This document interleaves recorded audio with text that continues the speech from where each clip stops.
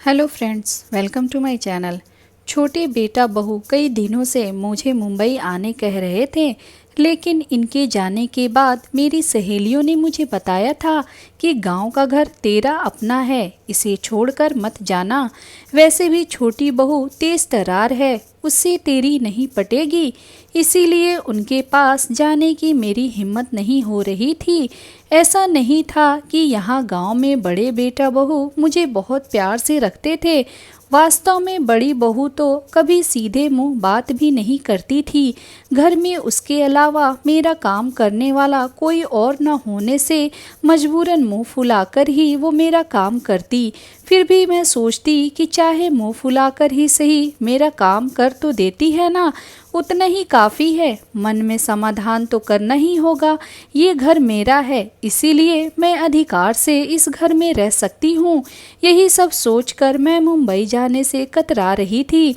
पिछले कुछ दिनों से छोटे बेटा बहू कुछ ज़्यादा ही फोर्स कर रहे थे, इसीलिए मैं उनके साथ मुंबई आ गई। घर में आने के बाद जब मैं बाथरूम गई तो बाथरूम में वेस्टर्न स्टाइल की लैट्रिन सीट देखकर मुझे आश्चर्य हुआ, क्योंकि जब फ्लैट बन रहा था तब मैंने ही जिद करके इंडियन स्टाइल की लैट्रिन सीट लगवाई थी। तब मुझे वेस्टर्न पैटर्न बिल्कुल नहीं सुहाता था, लेकिन अब घुटनों के ऑपरेशन के बाद तेज तर्रार बहू ने मेरी सुविधा का इतना ख्याल रखा, यह देखकर सुखद एहसास हुआ। दूसरे दिन शाम की चाय के बाद सब लोग हॉल में बैठे थे तो शिल्पा छोटी बहू ने कहा, मम्मी जी चलिए हम सब मॉल में घूमने चलते हैं, आप तैयार हो जाइए।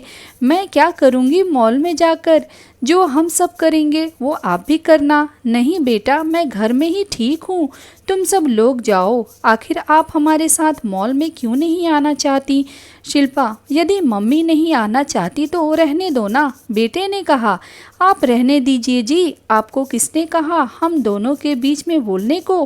बेटा मुंह बनाकर चला गया। शिल्पा ने फिर कहा, प्लीज़ मम्मी जी चलिए ना। देख बेटा, 75 साल की उम्र में मैं जल्दी जल्दी चल भी नहीं पाती हूँ।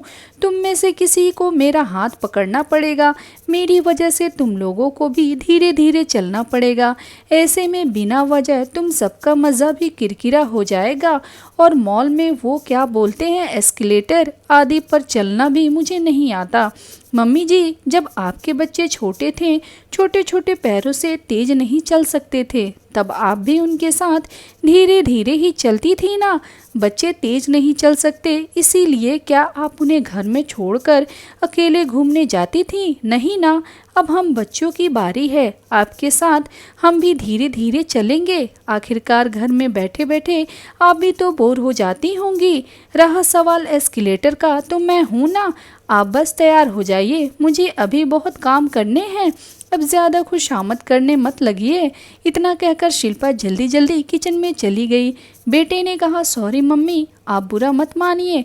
क्या करूं, शिल्पा स्वभाव में थोड़ी तेज ही है, आजकल तो उसकी ज़ुबान कुछ ज़्यादा ही कड़वी हो गई है। बहू की प्यार भरी डांट से मेरी आंखें भीग गई। मैंने कहा, बेटा मीठा बोलने वाले तो बहुत दुख देते हैं, लेकिन शिल्पा के तेज स्वभाव में भी एक अपनापन है। मैं सालों से इसी अपनेपन के लिए तरस रही थी। जाकर तू भी तैयार हो जा, नहीं तो मुझे भी डांट खानी पड़ेगी।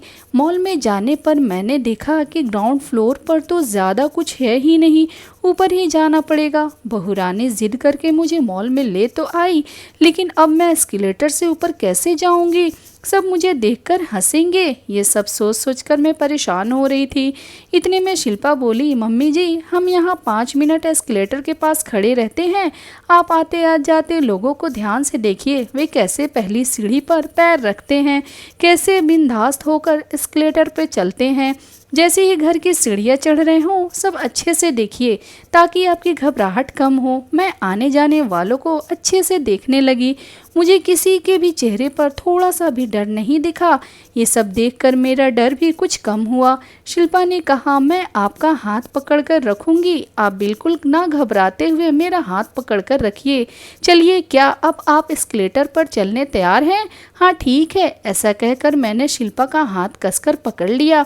उस वक्त मुझे ऐसा लगा जैसे मैं एक बच्ची हूँ और वो मेरी माँ, जो अपने बच्चे का हाथ पकड़कर उसके एस्केलेटर पर चलाना सिखा रही है।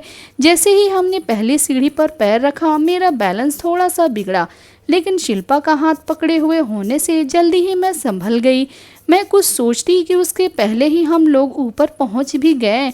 जब भी मैं पिक्चरों में एस्केलेटर देखती तब हमेशा सोचती थी कि काश क्या मैं भी कभी ऐसी सीढ़ियों पर चढ़ पाऊंगी।